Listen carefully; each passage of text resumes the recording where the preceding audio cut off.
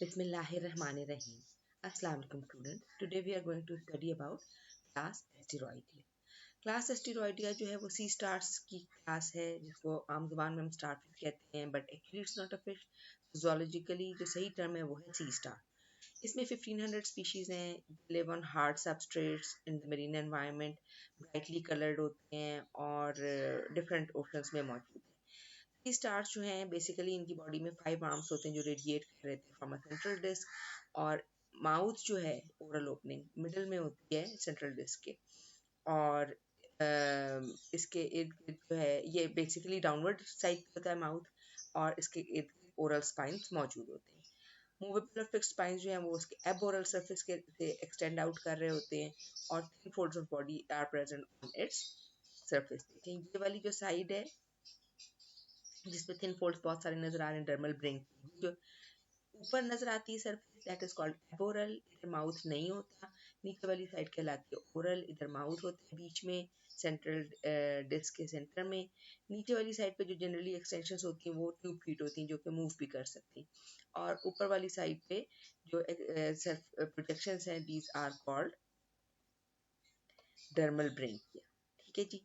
Dermal ब्रेंकिया जो है वो ऑसिकल्स के बीच में से ये देखेंगे डर्मल ब्रेंकिया. इस तरह ये एक्सटेंशंस हैं जो कि एक्सटेंड आउट करती हैं ऑसिकल्स के बीच में से.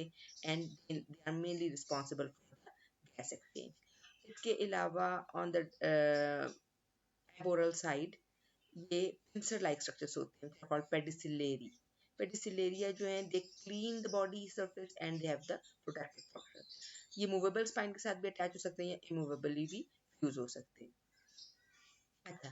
वेंट्रल साइड पे एक ग्रूव होता है which is called ambulacral groove. Ambulacral groove में बेसिकली रेडियल कैनाल गुजर रही होती है. इसमें this is the radial canal. इसको हमने पिछली वीडियो लेक्चर में भी डिटेल से डिस्कस किया था. उसके साथ ट्यूब फीट होते हैं. Paired of row of tube feet. अभी जो ट्यूब फीट हैं एम्बुलेक्रल ग्रूव में एक स्टेपिंग मोशन में चलते हैं. यानी तरतीब से पहला एक मूव करेगा फिर दूसरा फिर तीसरा फिर चौथा. और ये इनकी जो एक्सटेंशन है अटैचमेंट और कॉन्ट्रैक्शन है ये अल्टरनेट करती है. और नर्वस सिस्टम जो है इसको कोऑर्डिनेट करता है कि सारे जो ट्यूब फीट है वो सेम डायरेक्शन में मूव करें और लेकिन इकट्ठे ना मूव करें. Not in unison. ठीक है जी. बारी बारी स्टेपिंग मोशन में मूव करें. और इसकी जो सक्शन डिस्क होती है नीचे की तरफ ये एक्सेप्टिव अटैचमेंट स्ट्रक्चर होता है. इसी वजह से जहाँ बहुत स्ट्रॉन्ग वेव एक्शन भी होता है साहिल समुद्र पे वहाँ पे भी ये अटैच रह सकते हैं विद रॉक्स और मूव कर सकते हैं because of the strong suction generated by the. इसकी मूवमेंट कैसे होती है एम्पुला का क्या रोल होता है मसल्स का क्या रोल होता है ये हमने पहले डिस्कस कर लिया था. ठीक है जी.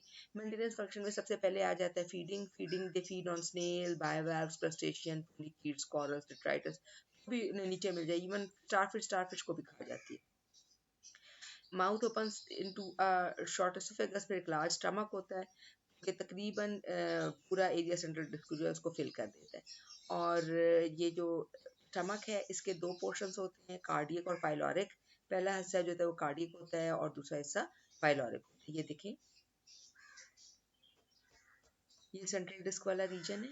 इसमें ये नीचे की तरफ माउथ है. माउथ ओपन हुआ ये माउथ है. ठीक है. ये सेंट्रल डिस्क का रीजन एक आम को काट में शो किया गया. माउथ के बाद शॉर्ट सा इसोफेगस है और बड़ा सा कार्डियक स्टमक है. उसके बाद एक ये देखिए ये नीचे नजर आ रहा है जो ये कार्डियक स्टमक है और इसके जो है ये पाइलोरिक स्टमक है. पाइलोरिक स्टमक जो है ना इसकी ब्रांचेस जाती हैं. दे branch in they divide into 5 branches and each branch further rebranches into 2 branches and they are called the pyloric cecum. Pyloric stomach के 5 एक्सटेंशन हैं जो कि 10 में डिवाइड हो जाती हैं. हर एक की जो 2 ब्रांचेस हो गई और वो ब्रांचेस जाके हर आर्म में सैक लाइक फर्दर एक्सटेंशंस भी बनाती हैं which are called the pyloric caecum. और डाइजेशन जो है वो बहुत एक्स्ट्रा सेलुलर डाइजेशन मेनली हो जाती है कार्डियक स्टमक में. और उसके बाद जो है वो फूड डिस्ट्रीब्यूशन में ज़्यादा रोल है पाइलोरिक सीकम का क्योंकि इसका कोई सर्कुलेटरी सिस्टम नहीं है. डाइजेस्टिव सिस्टम समझें कि पूरी बॉडी में हर जगह पहुंचा. नॉन फंक्शनल एनस है. एनस को अगर यहाँ से देखें एनस किधर ओपन हो रहा है टुवर्ड्स द एबोरल साइड. ठीक है जी. माउथ नीचे की तरफ है और एनस ऊपर की तरफ है. लेकिन ये एनस ऑलमोस्ट नॉन फंक्शनल है. नॉन फंक्शनल क्यों है? अनडाइजेस्टेड मटेरियल जो है वो माउथ से ही एक्सपेल आउट हो जाता है. और सी स्टार जो है ये बहुत सारे तरह के एनिमल्स को हमने डिस्कस किया कि they eat up but the main one is the bivalve mollusc. Bivalve mollusc अगर कभी आप खोलने की कोशिश करें, छुरी से बहुत जोर लगाना पड़ता है, तब हम खोल सकते हैं। और ये इतनी सॉफ्ट सी स्टारफिश, इतनी सॉफ्ट भी नहीं होती, लेकिन मतलब लगता नहीं कि इसमें इतनी ताकत होगी जिसको खोल लेगी, हमसे भी ज्यादा ताकत है जी। क्यों? क्योंकि what it does, it attaches its body with the bivalve mollusc जी। बाइवेल मोलस्क को ये रैप कर लेती है अराउंड द वेंट्रल मार्जिन, और ट्यूब फीट जो है वो अटैच कर लेती है ऑन द शेल। और बॉडी वॉल जो है मसल्स वो फोर्स करते हैं इसके वेल्व्स को ओपन करने के लिए, ठीक है जी। और अगर एक वक्त में जो नहीं घंटों के लिहाज से, it's actually a war between the muscles of bivalve mollusc, adductor muscle जो इसका होल्ड करके रखता है, मसल के शेल को क्लोज करके रखता है, और ट्यूब फीट के साथ जो मस्कुलेशन, इसके पास बहुत सारे ट्यूब फीट हैं। तो एक ग्रुप ऑफ ट्यूब फीट थक जाता है ना, तो वो उसको डिसंगेज करके next group of tube feet को यूज कर लेते हैं। ये इस तरह इसको होल्ड कर लेता है एक ग्रिपिंग एक्शन में, और घंटों बाद भी जो है ना वो थकता नहीं है, स्टारफिश के मसल्स नहीं थकते, क्योंकि वो डिसंगेज करके एंगेज करते हैं डिफरेंट ट्यूब फीट को। तो बिल आखिर जो है ना वो एडेक्टर मसल्स लूज होने शुरू हो जाते हैं, बिकम टू टायर। इससे ही वो थोड़ा सा खुलता है बाइवेल मोलस्क का 0.1 मिलीमीटर। तो क्या होता है कि सी स्टार की अपनी बॉडी का जो सिलोमिक प्रेशर है, वो कार्डियक स्टमक को बाइवेल मोलस्क के अंदर घुसा देता है, और डाइजेस्टिव एंजाइम्स डायरेक्टली फूड में रिलीज होते हैं। पार्शियल डाइजेशन जो है वो उस शेल के अंदर होती है। इस डाइजेशन से उसके बाइवेल के मसल्स और वीक हो जाते हैं, फिर शेल बिल आखिर ओपन हो जाता है। फिर ये जो पार्शियली डाइजेस्टेड फूड है, जब ये पूरा ओपन हो गया और उसके बाद उसने सारे फूड को अंदर कर लिया और पाइलोरिक सीका में भेज दिया, जहाँ पे फर्दर डाइजेशन और एब्जॉर्प्शन, यानी आधी डाइजेशन जो है ना वो बॉडी से बाहर हुई है, ठीक है। ये देखेंगे जब उसने उसको पकड़ के रखा, जैसे उसने खोला, जरा सा यहाँ से गैप खुलेगा, तो अपना स्टमक स्टमक उसके अंदर अवॉइड कर देगा, बाहर उलट देगा उसके अंदर, और अपने सारे डाइजेस्टिव एंजाइम्स उसके अंदर डाल देगा, की वजह से उसके अंदर के टिश्यूज ब्रेक डाउन होने लगेंगे, और एडक्टर मसल भी ब्रेक डाउन होने लगेगा, और उसके बाद वो सारे मटेरियल को सक कर लेगा बैक टूवर्ड्स इट्स बॉडी, और स्टमक भी जो है ना वापस अपनी जगह पे आ जाता है, स्टमक के रिट्रैक्टर मसल्स होते हैं। सो इन दिस वे, और फिर ये पाइलोरिक सीका जो है वो पूरी बॉडी तक डिस्ट्रीब्यूट कर देंगे डाइजेस्टेड फूड को, और हर बॉडी पार्ट को डाइजेस्टेड फूड मिल जाएगा। ये जो इसकी सीलोम है ना ओरल डिस्क की, सेंट्रल डिस्क की, वो तकरीबन स्टमक से ही फिल होती है। Stomach is the largest structure, जिसके दो पार्ट्स हैं, कार्डियक टुवर्ड्स माउथ, इसलिए उसको ओरल कहते हैं, पाइलोरिक जो कि एबोरल सरफेस के करीब है, इसलिए उसको एबोरल कहते हैं। अच्छा जी। सो गैस एक्सचेंज और न्यूट्रिएंट एक्सचेंज और ब्लड बेस्ड जो इन सब की ट्रांसपोर्ट के लिए डिफरेंट सेल्स जो बॉडी कैविटी के अंदर मौजूद है, सिलेटेड सेल्स, वो काम करते हैं। गैस एक्सचेंज और एक्सक्रीशन जो है वो बेसिकली डर्मल ब्रैंकिया से हो रही, जो भी मैंने आपको पिछली डायग्राम में दिखाया कि मेम्ब्रेनस एक्सचेंज, ये जो ऊपर की तरफ एबोरल सरफेस के ऊपर जो एक्सटेंशंस होती हैं सॉफ्ट सॉफ्ट, ये थिन मेम्ब्रेनस एक्सटेंशंस होती हैं, इनके जरिए ये सब काम होते हैं। गैस एक्सचेंज और एक्सक्रीशन, डिफ्यूजन होती है डायरेक्टली, जो भी चीज़ें गैस चाहिए वो गैस ले लेंगी, ये सॉफ्ट और ट्यूब फीट भी इसमें काम करती हैं, और अदर मेम्ब्रेनस स्ट्रक्चर भी। हिमल सिस्टम जो है वो ये हमने पहले भी डिस्कस किया था कि माउथ के अराउंड अराउंड एक रिंग है और स्टोन कैनाल है, और ये स्ट्रक्चर्स हमने ये देखिए, मेट्रोपोराइट से, स्टोन कैनाल से,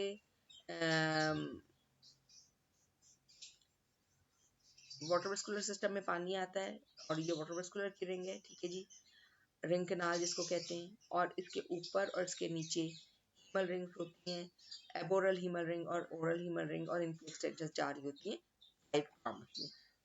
तो कमिंग बैक टू दिस, अच्छा, तो next system is the nervous system. Nervous system consists of basically a radial nerve, a nerve ring and radial nerve.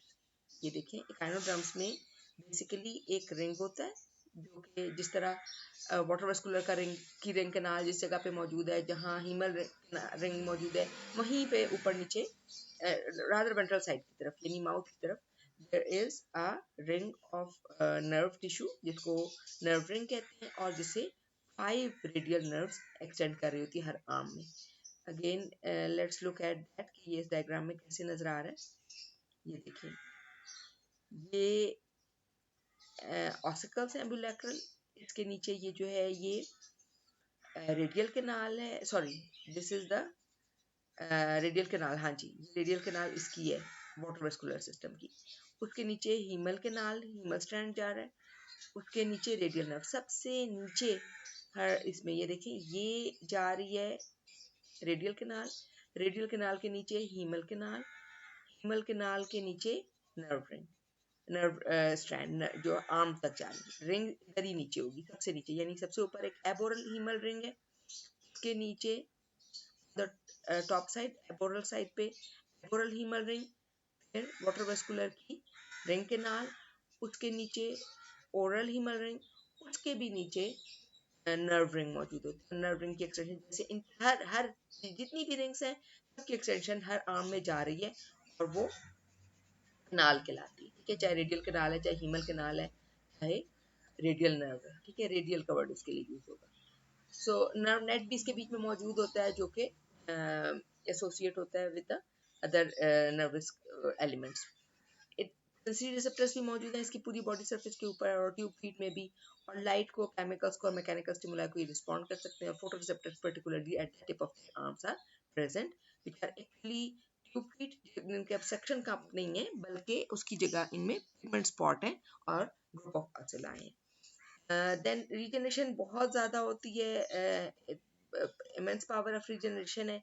अगर एक आर्म टूट जाए, दो आर्म टूट जाए, सारे आर्म भी टूट जाए, पूरे का पूरा दोबारा सारे आर्म बन सकते हैं। इवन अगर सेंट्रल डिस्क भी टूट जाए और आधी हो जाए तो जिस हिस्से में सेंट्रल डिस्क होगी वो आर्म जो है ना, वो जितने भी उसके टूटे वो सारे रीजनरेट हो जाएंगे। रीजनरेशन स्लो प्रोसेस है लेकिन एक साल के अंदर कंप्लीट रीजनरेशन हो जाती है। सेक्सुअल प्रोडक्शन इसी तरह होती है, इसकी सेंट्रल डिस्क डिवीजन होती है और उसके बाद रीजनरेशन होती है एक से दो स्टारफिश। ये जो इस तरह की हमने लाइन यानी देखी थी किसी और टॉपिक के अंदर, कि इस तरह समझे कि वो टू पीसेस में ब्रेक डाउन हो जाता है और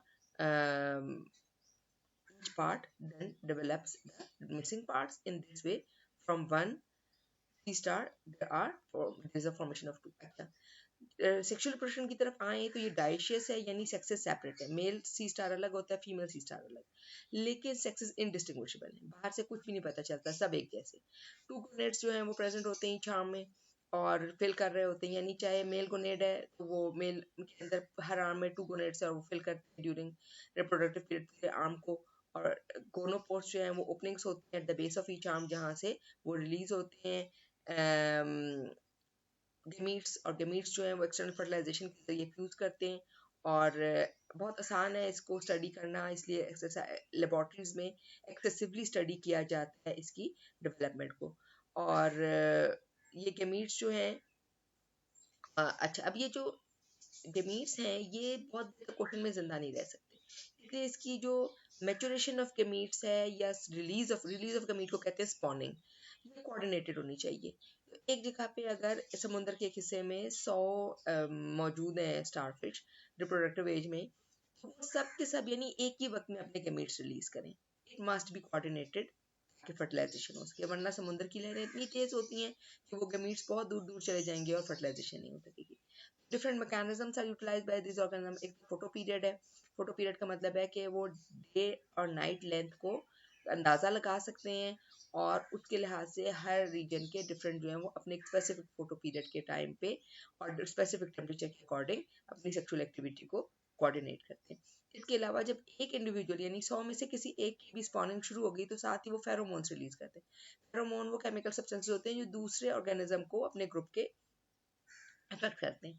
तो ये जो है ना सी स्टार्स किसी भी ऑर्गेनिज्म को, हार्मोन्स वो होते हैं जो हमारी बॉडी के अंदर, एक ऑर्गेनिज्म की बॉडी के अंदर ही वन ग्रुप ऑफ सेल दूसरे ग्रुप ऑफ सेल को कंट्रोल करे या इफेक्ट करे, दैट इज हार्मोन।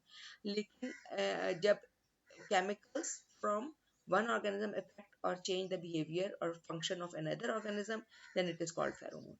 फेरोमोन वो एक भी जो स्पॉनिंग शुरू करेगा वो फेरोमोन रिलीज करेगा तो उस एरिया के सारे स्टार स्पॉनिंग शुरू कर देंगे, फर्टिलाइजेशन का चांस बढ़े। अच्छा, अब जब डेवलपमेंट स्टार्ट होती है तो डेवलपमेंट को हम यहाँ से देख लेते हैं, यही डिस्क्रिप्शन तकरीबन यहाँ लिखी हुई है। सबसे पहले तो क्लीवेज होगी, क्या क्लीवेज और गैस्ट्रुलेशन यहाँ पे शो नहीं किया गया, वो आप एम्ब्रियोलॉजी वाले चैप्टर में पढ़ेंगे। और फिर उसके बाद जो लार्वा बाहर आता है वो बायलेटरली सिमेट्रिकल है which is called bipinnaria larva. Bipinnaria larva जो है वो प्लैंक्टोनिक है। प्लैंक्टोनिक का मतलब ये होता है जहाँ भी डायरेक्शन ऑफ वाटर मूवमेंट है उधर मूव करेगा, ठीक है। सीलिया के जरिए स्विम करता है लेकिन अपनी डायरेक्शन ऑफ मूवमेंट को कंट्रोल नहीं कर सकता। जैसे लकड़ी अगर कोई पानी के ऊपर खड़ी हुई है और लहरें एक तरफ से आ रही हैं, उसको एक तरफ लेके जा रही हैं, दूसरी तरफ लेके जा रही हैं, वो फ्लोट तो कर रही है लकड़ी, लेकिन वो अपनी डायरेक्शन ऑफ मूवमेंट डिसाइड नहीं कर सकती। इसी मूवमेंट को प्लैंक्टोनिक मूवमेंट कहते हैं। कि एम्ब्रियोज प्लैंक्टोनिक होते हैं, इनके ऊपर सीलिया होते हैं जो उनको स्विम करने में हेल्प करते हैं, but they can not control their direction. और बैंड्स ऑफ सीलिया जो डिफरेंशिएट हो जाते हैं बाइपनेरिया लार्वा पे, और ये जो है ये डिफरेंट प्लैंक्टोनिक प्रोटिस्ट को प्रोटिस्टा जो यूनिसेलुलर या सिंपल मेडिसलर ऑर्गेनिज्म है उनको ईट अप करते हैं। और फिर उसके बाद जब आर्म्स इसके डेवलप करना शुरू करते हैं उसको कहते हैं ब्रेकियोलेरिया लार्वा, ठीक है जी। पहले बाइपनेरिया लार्वा, गैस्ट्रुलेशन के बाद जो बना है वो है अर्ली बाइपनेरिया। फिर वो और बड़ा होता है, इसके ऊपर ये देखिए ये सीलेरी बैंड, यहाँ ये सीलिया मौजूद, इधर इसका माउथ, ये इनर है, माउथ से ये छोटे छोटे प्रोटिस्टा को पकड़ के खा रहा है। ये और बड़ा हुआ लेट बाइपनेरिया, इसकी शेप चेंज हुई है और इसके जो सीलियां हैं वो अभी भी मौजूद हैं। इसके बाद इसके ये आर्म्स एक्सटेंड होना शुरू हो जाते हैं। इस तरह की जब ये इसकी कोई खास आर्म इसमें से नहीं निकला होता तब तक उसको बाइपिनेरिया कहते हैं। जब इसमें से लंबे लंबे से आर्म नजर आने शुरू हो जाते हैं फिर ये ब्रेकियोलेरिया लार्वा कहलाता है। और फिर उसके बाद ये सेटल हो जाता है on the base of the ocean, और फिर ये इस तरह का स्ट्रक्चर बना देता है which is called juvenile sea star. फिर juvenile sea star further develop करके ग्रो करके स्टारफिश बना देता है। इसके बाद इसका साइज चेंज होना है, ये मेटामॉर्फोसिस है, ठीक है। मेटामॉर्फोसिस आपने पढ़ी थी बटरफ्लाई की, कि एग में से लार्वा निकला, फिर प्यूपा बना, फिर तितली बन गई। तो ये भी देखेंगे, ये पहले अर्ली बाइपिनेरिया एक तरह का है, फिर लेट बाइपिनेरिया चेंज हो गया, ब्रेकियोलेरिया और चेंज हो गया, और फिर जुवेनाइल सी स्टार बिल्कुल ही चेंज हो गया। ये तीनों जो है ना ये बायलेटरली सिमेट्रिकल है। बायलेटरली सिमेट्रिकल का मतलब है कि इसको अगर हम एक ही लाइन है जिसमें से काटें तो ये दोनों तरफ से एक जैसा है, इधर से काटें इधर से काटें तो ये एक जैसा नहीं आएगा। ये रेडियली सिमेट्रिकल है, पेंटा रेडियली सिमेट्रिकल या रेडियली सिमेट्रिकल। इसको यहाँ से भी काटें तब एक जैसे पीस होंगे दो, इधर से भी काटें तो दो एक जैसे पीस होंगे, इधर से भी काटें तो दो एक जैसे पीस होंगे, इधर से भी काटें तो दो एक जैसे पीस होंगे, इधर से भी काटें तो दो एक जैसे। ये रेडियल सिमेट्री होती है, जब एक से ज्यादा प्लेन में उसे कट करें और उसके दो एक जैसे पीस बने। बायलेटरल सिमेट्रिकल का मतलब होता है कि एक ही प्लेन ऐसा है जिसमें से इसे कट करें तो दो हाफ एक जैसे हैं। हम क्या हैं, हम bilaterally symmetrical हैं। Chordates are bilaterally symmetrical. Echinodermata are radially symmetrical, but the adults are radially symmetrical. जो लार्वा है Echinodermata का, बाइपिनेरिया लार्वा और ब्रेकियोलेरिया लार्वा दोनों bilaterally symmetrical हैं। खास तौर पे बाइपिनेरिया लार्वा की स्ट्रक्चर्स आगे जो हेमिकॉर्डेटा और डिफरेंट कॉर्डेटा के लार्वल स्टेज से रिजेंबल करते हैं बाइपिनेरिया लार्वा। एस्टेरॉइडिया से मिलती जुलती जो नेक्स्ट क्लास है वो है ऑफियोराइडिया। ऑफियोराइडिया जो है इसमें बास्केट स्टार होते हैं और ब्रिटल स्टार होते हैं। 2000 स्पीशीज हैं इनकी, और ये इसलिए अक्सर मतलब हम जब एकाउंटरमेटा कहते हैं तो हमारे दिमाग में सिर्फ सी स्टार आता है, उसके बाद आ जाए तो कोई सी कोकम्बर या सी अर्चिन वगैरह आ जाते हैं, ये कम आते हैं क्योंकि छोटे साइज के हैं और ये छुप के रहते हैं, पानी में इस तरह नजर नहीं आते। इनके आर्म जो हैं वो लॉन्ग होते हैं और शार्पली सेट ऑफ होते हैं सेंट्रल डिस्क से, ठीक है जी। मतलब अगर अभी यहाँ से देखें कि सी स्टार इस तरह का है कि उसके आर्म्स आगे लंबे होते जाएंगे, लेकिन सेंट्रल डिस्क में और आर्म का कहाँ शुरू हो रहा है कहाँ खत्म हो रहा है इसको हम प्रॉपरली नहीं पहचान सकते। ये पिछली डायग्राम में ये इसमें भी देखें, इसकी सेंट्रल डिस्क है, ये आर्म है। सेंट्रल डिस्क कहाँ खत्म हो रही है और आर्म कहाँ शुरू हो रहा है ये इतनी प्रॉपर डिस्टिंक्शन नहीं है case of sea star. But in case of brittle star central disc बिल्कुल अलग होता है और उसके लिहाज से आर्म्स बिल्कुल अलग अलग से एक्सटेंड आउट हो रहते हैं। या ये जो बास्केट स्टार है इसमें भी सेंट्रल डिस्क अलग है और इसके जो आर्म्स है अलग है। इन दोनों में बेसिक डिफरेंस ये होता है कि ब्रिटल स्टार के आर्म फर्दर ब्रांच नहीं होते और बास्केट स्टार के ब्रांच होते चले जाते हैं, दो बास्केट की तरह के लुक देना शुरू हो जाते हैं, ठीक है जी। सो लॉन्ग है इनके आर्म्स और शार्पली सेट ऑफ करते हैं, और सेंट्रल डिस्क जो है वो पेंटागोनल है। ब्रिटल स्टार के अनब्रांच्ड आर्म्स हैं और बास्केट स्टार्स के ब्रांच्ड आर्म्स हैं जो रिपीटेडली टू में डिवाइड होते चले जाते हैं। डर्मल ब्रैंकिया नहीं होते इसमें, पेडिसिलेरिया नहीं होते, ट्यूब फीट जो है उसमें सक्शन डिस्क नहीं होती, एम्पुला नहीं होते, कॉन्ट्रैक्शन ऑफ मसल उसके साथ नहीं होती, तो यानी और मेड्रिपोराइड भी नहीं होता है, ठीक है। ये सारी चीज़ें जो है मेड्रिपोराइड हमारे सॉरी स्टेरॉइडिया में मेड्रिपोराइड पोरल सरफेस पे था, इसका ओरल सरफेस पे था। ये सारी चीजें इसमें नहीं होती, ठीक है। जो ये वाला पैराग्राफ जो है ना, this is the difference between पास एस्टेरॉयडिया एंड ऑफियोरॉयडिया, ठीक है। और ये 4 मेन डिफरेंसेस हैं। अच्छा, फिर जो ये इसका वाटरवेस्कुलर सिस्टम है, ये लोकोमोशन के लिए नहीं यूज होता, बल्कि इसका स्केलेटन जो वो मॉडिफाई हुआ है ग्रास्पिंग मूवमेंट में, ग्रास्पिंग और मूवमेंट में। इसके सुपरफिशियल ऑसिकल्स होते हैं और उसके ओरल सरफेस पे और जो लेटरल और ओरल सरफेस को भी कवर कर रहे होते हैं। एम्बुलेक्रल ग्रूव जो है वो ऑलमोस्ट क्लोज्ड है, उसके अंदर रेडियल नर्व है, हीमल स्ट्रैंड है, रेडियल कैनाल है, लेकिन वो क्लोज्ड है। और इसमें एम्बुलेक्रल ऑसिकल्स जो हैं वो एक सेंट्रल सपोर्टिव एक्सिस बनाते हैं। एम्बुलेक्रल ऑसिकल्स जो है वो एक दूसरे के साथ मिल जाते हैं और लार्ज मसल्स के जरिए स्नेक लाइक मूवमेंट है। इसकी जो मूवमेंट है वो स्नेक लाइक है इसके आर्म्स की। स्टारफिश के आप काइंडली वीडियोस देखिएगा यूट्यूब पे कि हाउ स्टारफिश मूव्स, इस तरह करके सर्च करके 2-3 स्टारफिश की मूवमेंट को देखें और ब्रिटल स्टार कैसे मूव करते हैं, ठीक है जी। तब आपको ज्यादा अच्छा समझ में आएगा, लिखा हुआ पढ़ के बंदा नहीं सोच सकता ज्यादा कि वो कैसे मूव कर रहे हैं, ठीक है। तो ये इसकी स्नेक लाइक मूवमेंट होती है इसके आर्म्स की। और ये एलजी को इर्द गिर्द आपको कर्ल कर सकते हैं, या कोरल के क्रेविसेस में बारीक बारीक सुराखों में घुस सकते हैं। और ड्यूरिंग लोकोमोशन जो है अपने सेंट्रल डिस्क ऊपर की तरफ उठा के रखते हैं, और जो 2 आर्म्स हैं वो पुल करते हैं एनिमल को, और बाकी बॉडी जो है वो उसके पीछे मूव करती है, ठीक है जी। और अगर हम इसका ये वाला डायग्राम देखें कि एबोरल सरफेस पे क्या है, सेंट्रल डिस्क नीचे से यहाँ पे, सॉरी ओरल सरफेस, माउथ जिस साइड पे नीचे की तरफ ओरल है, माउथ ओरल सरफेस जो है वो नीचे की तरफ है, ये सेंट्रल डिस्क की नीचे वाली साइड है। पेंटा रेडियल माउथ है और उसके इर्द गिर्द ओरल शील्ड्स भी मौजूद हैं, और जो ये एम्बुलेक्रल ग्रूव है इसके ऊपर आर्म शील्ड्स भी मौजूद हैं, उसने उसको कवर किया हुआ है। और ये बर्सल स्लिट्स होते हैं जिसके अंदर sac like structure होते हैं which help in the exchange of material. So maintenance function को अगर देखें तो basically ये predator और scavenger हैं, और अपने आर्म्स को और ट्यूब को स्वीपिंग मोशन में मूव करते हैं ताकि प्रे को कलेक्ट कर लें और ट्रांसफर कर लें माउथ की तरफ। कुछ फिल्टर फीडर्स भी होते हैं जो कि अपने आर्म्स को मूव करते हैं और प्लैंक्टन्स को ट्रैप करके ट्यूब फीड की तरफ लेके जाते हैं with the help of mucus, और जो ट्रैप्ड प्लैंक्टन है ट्यूब फीड से मूव करते हैं टुवर्ड्स द माउथ।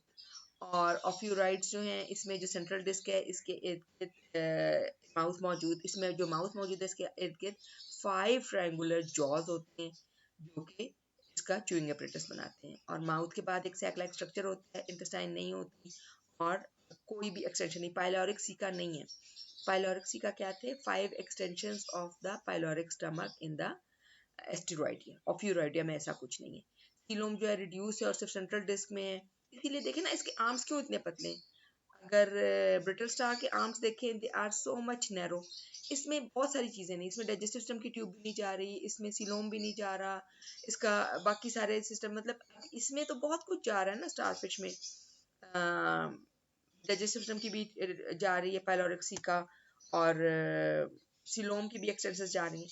तो इसकी इसलिए इतने आर्म्स नैरो हैं क्योंकि उसमें वो बहुत सारी चीजें हैं ही नहीं। सीलोमो अच्छा, लेकिन फिर भी सीलोम जहाँ भी मौजूद है डिस्ट्रीब्यूशन ऑफ न्यूट्रिएंट्स में, वेस्ट में और गैसेस में इसका इंपॉर्टेंट रोल है। और सीलोमोसाइट्स जो हैं वो इंपॉर्टेंट हैं in the distribution of nutrients and the expulsion of particular matter. Nitrogenous waste जो है इसका अमोनिया, तकरीबन सारे वाटर लिविंग एनिमल्स का जो प्राइमरी नाइट्रोजनस वेस्ट प्रोडक्ट होता है इनवर्टिब्रेट्स में वो अमोनिया ही होता है, और वो वाटर के जरिए उसको रिमूव करते हैं, आसानी से डिफ्यूज हो जाता है ट्यूब फीड से या मेम्ब्रेनस सैक्स जो कि बर्सा मौजूद होते हैं, और ये which are invaginate from the oral surface, ठीक है जी। बर्सा जो है अभी हमने यहाँ देखा था, बर्सल स्लिट्स है, इधर से अंदर माउथ के अंदर से जाएं तो हर आर्म में देयर आर बर्सल स्लिट्स, 2 हैं। बर्सल स्लिट से वाटर की मूवमेंट अंदर की तरफ हो रही है, और अंदर जो है ना वो बर्सा मौजूद है विच आर एक्चुअली मेम्ब्रेनस है। रीजनरेशन इसमें आसानी से हो सकती है, बल्कि आर्म्स की, बल्कि ये जो है ना अगर इसको टच करें ये इसकी आर्म्स फौरन से ब्रेक डाउन हो जाते हैं, इसीलिए इसको ब्रिटल स्टार कहते हैं। हाथ लगाओ तो टूट जाएगा, ब्रिटल है बहुत।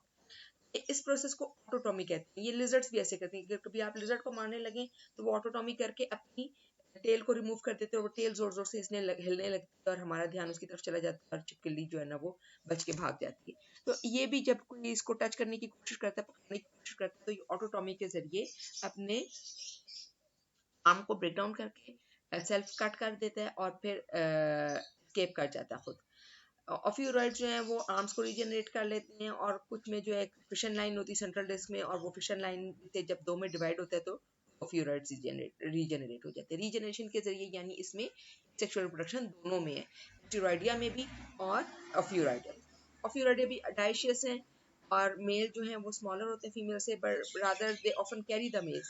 गोनेट्स जो है वो बर्सा के साथ, ये बर्सा जो अंदर हमने डिस्कस किया कि हर आर्म में मेम्ब्रेनस सैक होती है, उसके साथ गोनेट्स एसोसिएटेड होते हैं, उनके मीट्स जो है वो बर्सा में रिलीज होते हैं, और फिर वो या तो शेड आउटसाइड हो जाती है या वही रिटेन रहते हैं, और जब फर्टिलाइजेशन हो जाती है तो कई दफ़ा अर्ली डेवलपमेंट बर्सा के अंदर ही होती है, एम्ब्रियोज प्रोटेक्टेड होते हैं, उसके बाद वो बाहर आते, और sometimes even nourished bye parents, और उसके बाद जो लार्वा बाहर आता है दैट इज कॉल्ड ऑफियोप्यूटियस, ये प्लैंक्टोनिक है, और इसके लॉन्ग आर्म्स जो है इसके ऊपर सीलियरी बैंड्स होते हैं, एंड दे अंडरगो मेटामॉर्फोसिस, और फिर उसके बाद वो कन्वर्ट हो जाते हैं।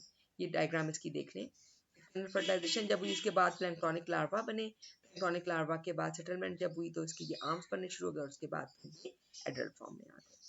तो लार्वा का नाम है ओफियोप्लूटियस। एस्टुराइडिया के लार्वा का नाम है बाइप्नेरिया और ब्रेक्यूलेरिया, और ऑफ्यूराइडिया के लार्वे का नाम है ophiopluteus. That's all for today.